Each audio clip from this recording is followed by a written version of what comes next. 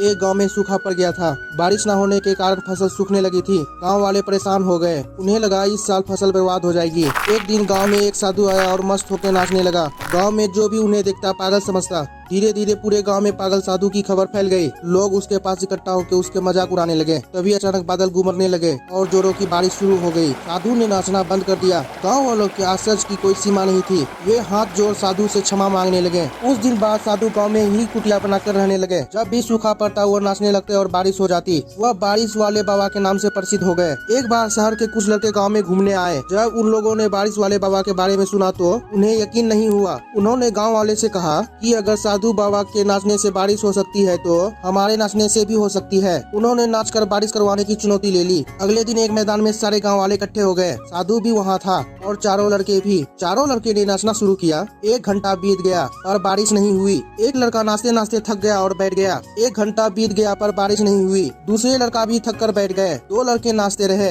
लेकिन बारिश न होते देख वे भी कुछ देर बाद थक कर बैठ गए। उसके बाद साधु ने नाचना शुरू किया। 1 घंटा बीत गया, बारिश नहीं हुई पर साधु नाचता रहा। 2 घंटे बीत गए, बारिश नहीं हुई पर साधु नाचता रहा। साधु को नाचते नाचते शाम हो गई। चारों लड़के ने सोचने लगे ये साधु तो व्यर्थ ही नाच रहा है। अभी अचानक बारिश शुरू हो गई। साधु ने नाचना बंद कर दिया और गांव वाले झूम उठे। चारों लड़के साधु के चरणों में गिर गए और पूछने लगे, बाबा आप ये चमत्कार कैसे किया? साधु ने कहा, मैं इस विश्वास के साथ नाचना शुरू करता हूँ कि बारिश जरूर होगी और तब तक नाचता रहता हूँ कि जब तक बारिश नहीं होती। इसलिए मैं जब भी नाचता हूँ बारिश जरूर होती है। सीख, बारिश वाले बाबा की कहानी से सीखें।